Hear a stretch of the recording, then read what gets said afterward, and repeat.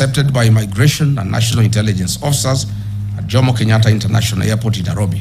He was held for over 10 hours and subsequently put on a flight back to Johannesburg, South Africa. In March 2026, 2 officials from the China Civil Engineering Construction Corporation were deported from Kenya amid a high-stakes dispute that arose in Kenya shillings 30 billion Kenya Railway city tender. Upon seeking a statutory review of the procurement process, William Ruto and Kipchumba Murkomen deported the complainants' local agents, clearing the way for their preferred entity, China Road and Bridge Corporation, CRBC, a company that has bagged procurement tenders worth 1.2 Kenya trillion since 2022 when William Ruto came to power. China Road and Bridge Corporation is the international conduit for corrupt proceeds in Kenya under the personal and direct supervision of William Ruto. I must say Kenyans are not safe, our children are not safe, investors are not safe, tourists are not safe, no foreigner is safe. And I must say, foreigners, investors, tourists, your own security starts with you. I ask the members of our development partners and foreign embassies accredited to Kenya to ensure that their staff and citizens are safe within the boundaries of Kenya. On protecting the liberties enshrined in our Constitution, William Ruto has breached the freedom of expression in Article 33 and the freedom of media in Article 34, Constitution of Kenya 2010. On 26 June 2026, 4 police officers from the dreaded Killer Squad, armed with AK-47 assault rifles, attempted to abduct the Standard Group Nakuru-based associate editor, Mr. Alex Kiprotich. This attack is a defiance to truth and total on the freedom of media, as stipulated in Article 34 and 35 of our Constitution.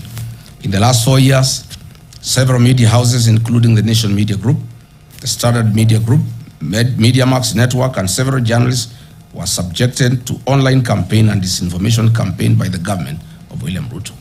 Reports show that 24 cases of violence towards journalists were recorded during the 2024 Gen Z protests. The Kenya Kwanza Covenant pledged to root out corruption, guarantee financial autonomy for key oversight bodies, and enforce Chapter 6 of the Constitution of Kenya on leadership and integrity.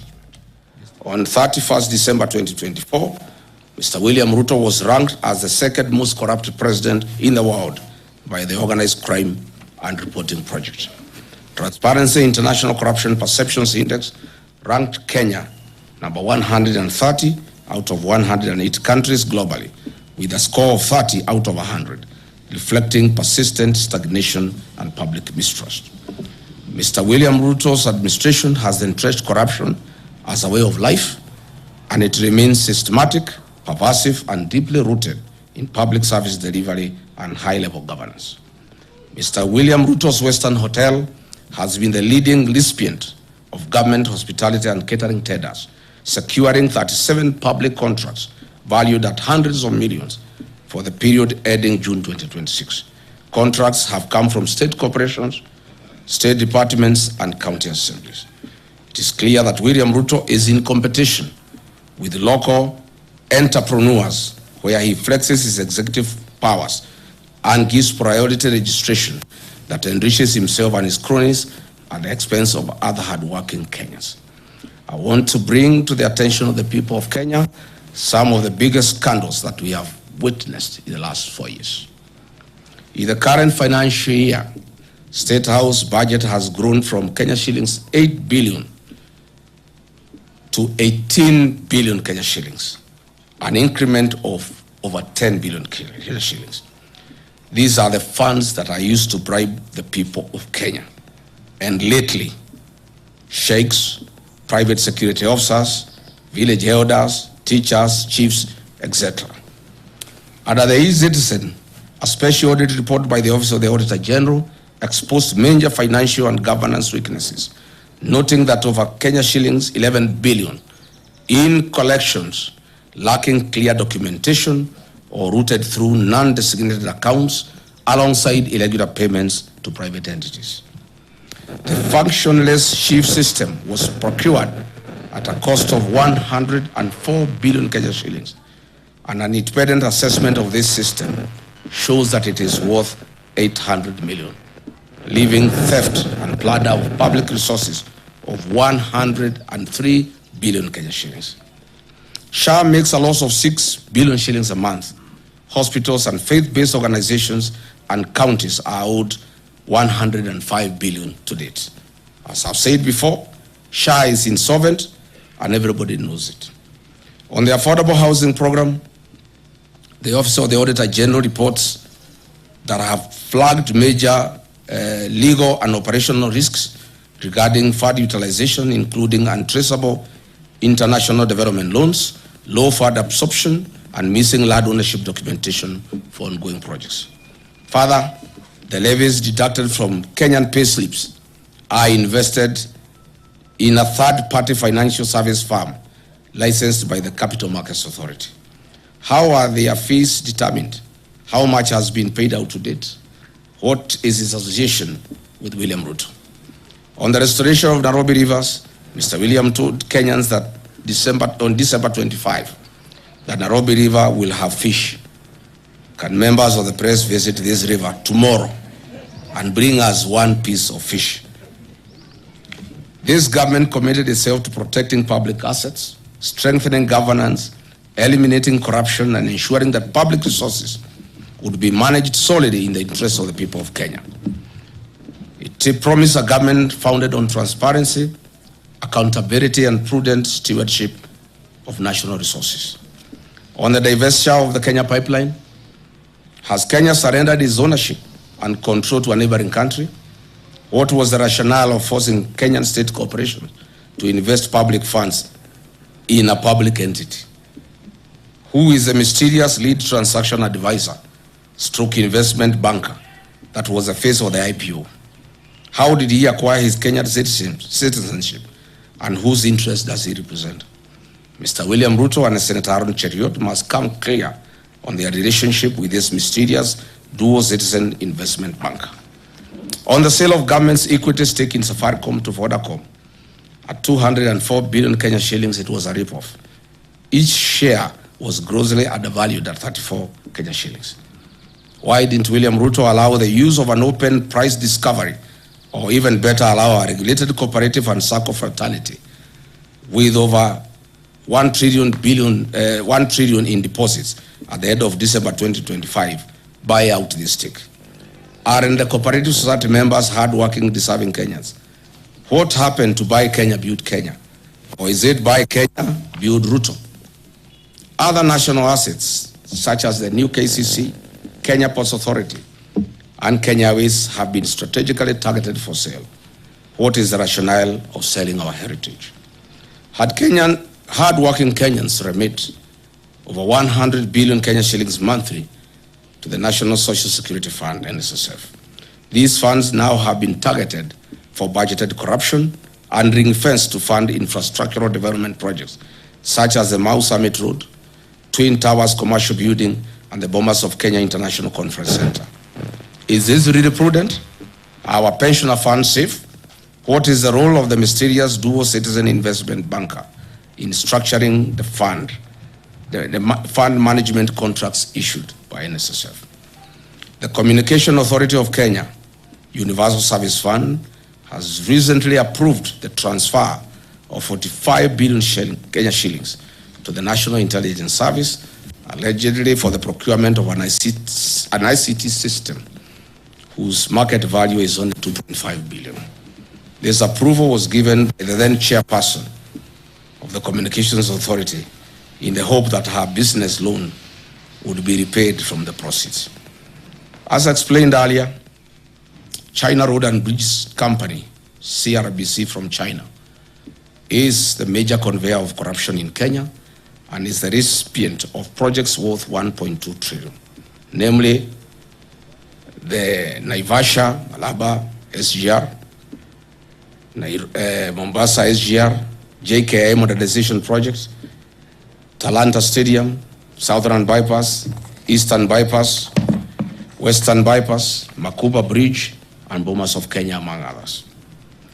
Patriotic Kenyans, over the last 4 years, Mr. William Ruto has systematically eroded the values, principles, and institutional structures of Kenya's public service that was built to ensure an efficient, ethical, and representative government workforce. Today, the public service is demotivated and has taken a back seat, as William Ruto single-handedly runs the operations of government without any professional input from our dedicated civil servants. No wonder government programs are launched and they are after repackaged for another launch. Dear Kenyans, the Church of Christ has been a major casualty of William Ruto's deception. On 5th May 2022, he executed a charter between the churches and the Kenya Kwanza coalition. He committed that his administration would protect the freedom of worship in Kenya and respect the church as a societal partner in national development. Fast forward to 2026, he has introduced punitive legislation through the Religious Organization Bill 2024, aimed at controlling the activities of the church. He has also increased fees required to carry out official activities. Who can forget the 2026 brutal murder of Reverend Julius Dumia of Nakuru PCA? Who will ever forget the attacks on Wetima ACK Church? Who will ever forget the attack of All Saints Cathedral? On 4th October 2020, William Ruto, then Deputy President, was expected at AIPCA Church in Keno. Police officers tear-gassed the church. At the time, William Ruto said, "The Jubilee administration is a product of kneeling and prayer before many altars in Kenya. It cannot be the same administration is now going to tear-gas the church and degrade our altars in Kenya." William Ruto then said, "Today, as president, the church is a serious attack.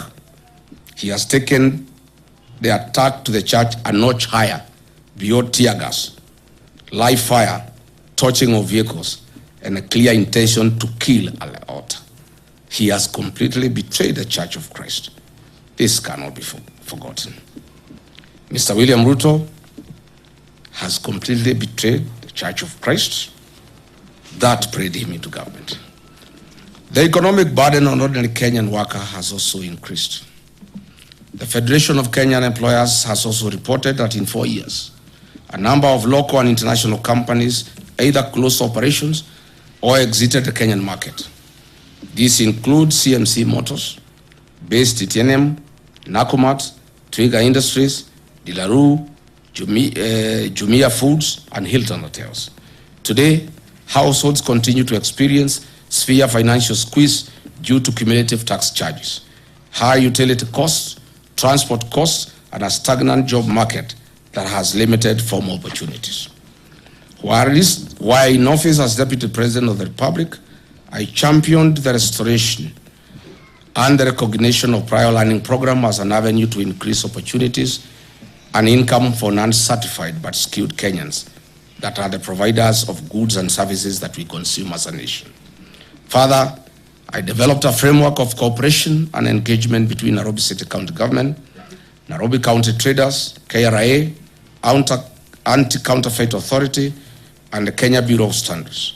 The objective of the framework was to A, provide a platform for resolution of disputes arising out of trading activities and the informal sector, foster goodwill, cooperation, and consultation between the parties, recognize the importance of collaboration in achieving shared goals in the informal sector, and promotion and improvement of the well-being of traders and their micro, small, medium enterprises. What happened? As soon as I left office, William Ruto and Nairobi City Governor Johnson Sakaja abandoned this framework. You all remember that on 8th August 2022, a liter of super petrol retailed at 159 shillings. A liter of diesel retailed at Kenya shillings 140. As we speak today, the price of super petrol is 214 Kenya shillings and diesel 222.86 for a liter of diesel, representing an increase of 34.05% and 59.18% respectively. These increases factors have been contributed to higher transport costs, increased food prices, and a greater pressure on household incomes. Kenyans will recall that on April 2026, I exposed the opaque nature of the government-to-government framework and detailed its contribution to an increased landed cost of fuel products. The whole scheme and con game were nothing like G to G. It is government route. What I'm saying in a nutshell is that the high cost of fuel has nothing to do with international prices. It has everything to do with business interest of William Ruto, where he is a key player of oil importation and distribution in the country. The average Kenyan worker loses between 45 and 50% of their monthly earnings that are deducted through punitive levies and taxes, leaving significantly less disposable income for their households. For example, a teacher in Wajir earning a gross salary of 50,000 in 2022 took home approximately 42,000 Kenya shillings. Today, under William Ruto, the same teacher who is making 50,000 takes home 38,000, while facing substantially higher food, fuel, transport costs, reduced school capitation, and increased challenges in accessing healthcare.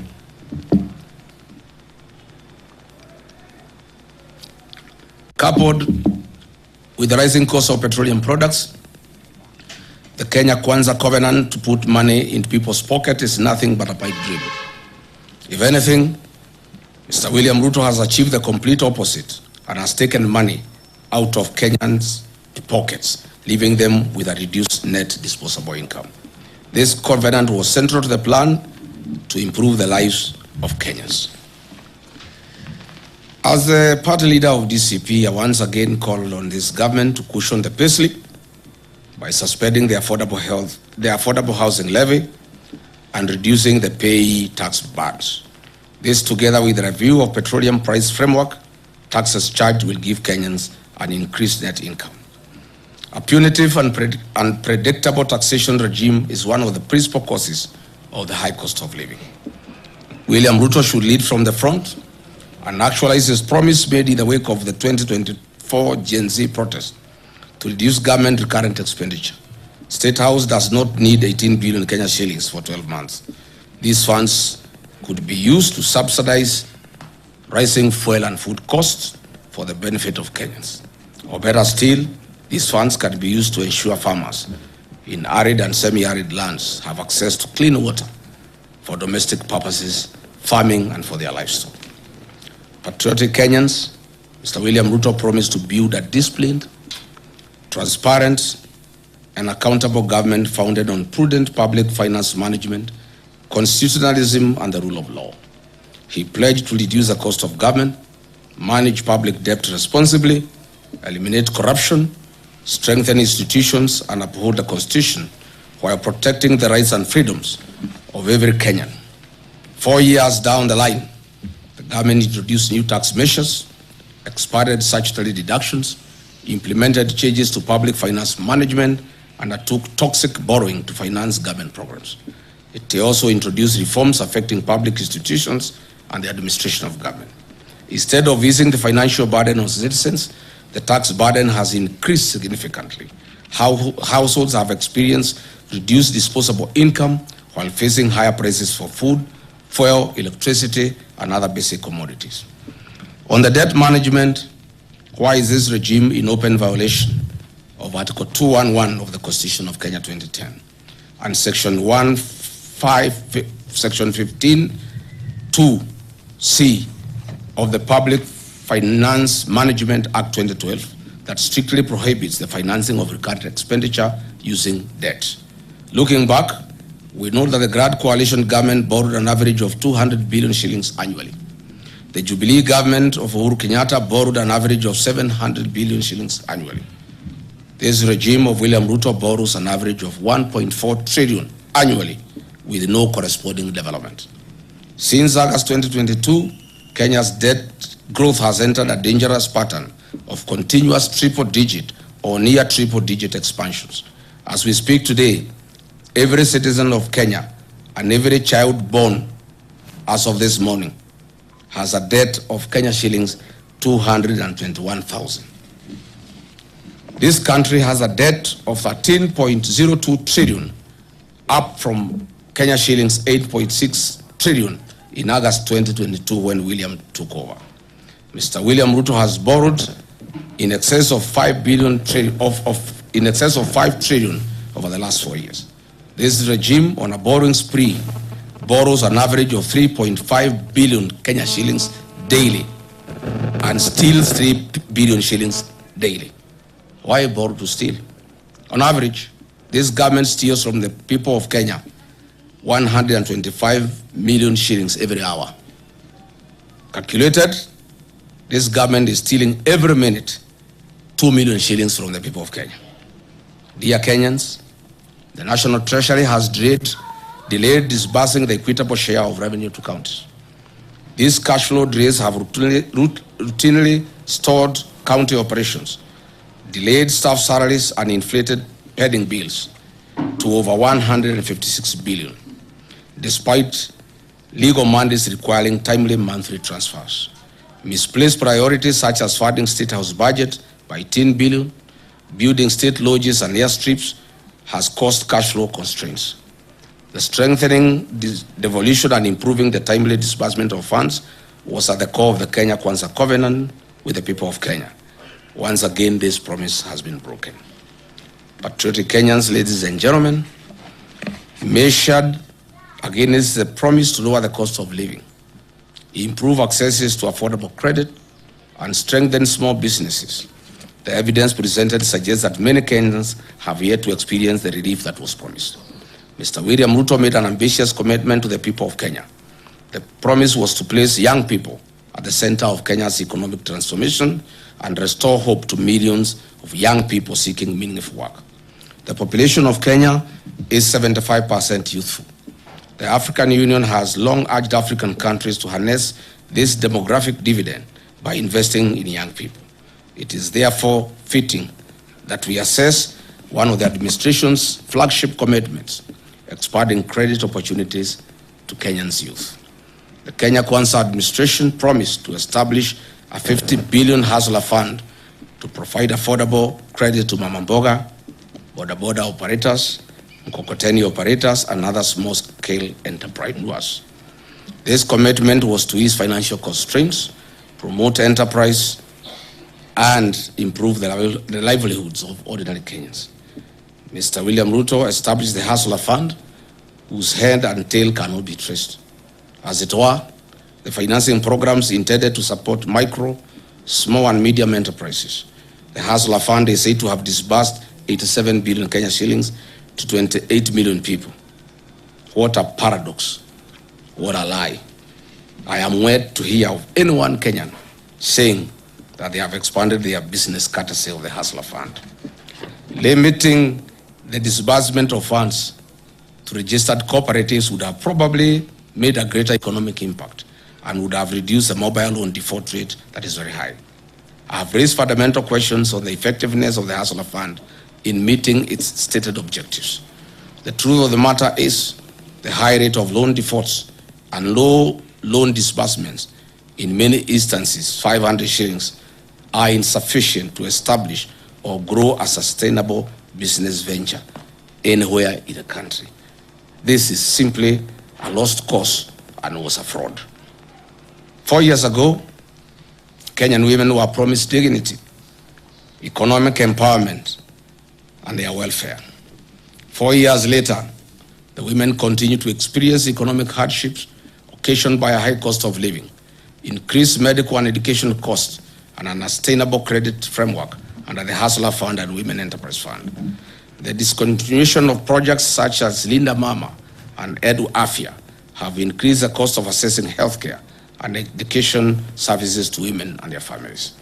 Mr. William Ruto has ignored Justice John Mativo's 2017 ruling and the former Chief Justice Maraga 2020 advisory to entact a legislative framework and implement the 2/3 Jeta rule despite having a parliamentary majority.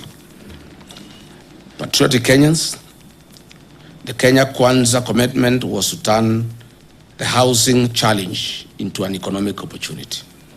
They promised to build 250,000 houses every year. This was a promise.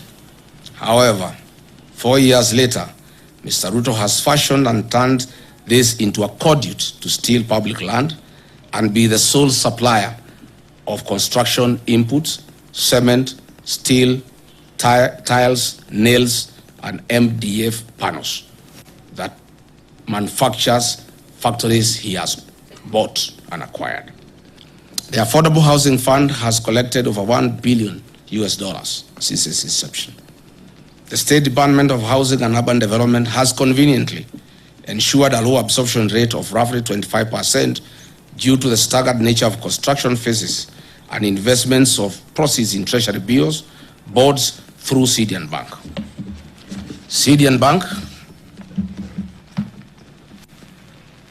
CDN Bank is today classified as Tier 2 medium-sized bank. It has graduated from Tier 3 status after achieving a market share of over 1% driven by deposits mobilized from Government of Kenya State Corporations, Social Health Authority, Nairobi City County Government, and the Affordable Housing Fund levies. CDN Bank is worth 95 billion in asset value, Kenya shillings 74 billion in customer deposit, and a reported 1.7 billion net profit in the year ending 2025. Compare this sudden change in fortunes with the 2022 financial year results. This bank had 42 billion Kenya shillings in assets, 30 billion in customer deposit, and a reported loss in the financial year ending 2022. Since William Ruto bought it, you can see the transformation. This housing scheme is nothing but a personal business that guarantees the exclusive single source offtake of steel, MDF panels, nails, iron sheets, tiles, cement by factories owned by William Ruto and his allies. The levy proceeds are the reason why CDN Bank deposits have increased tenfold for the 4 years. If it were a genuine program, why is it being forced down citizens' throat? There was no promise to raise the payslip of the Kenyan worker in the name of a punitive housing levy.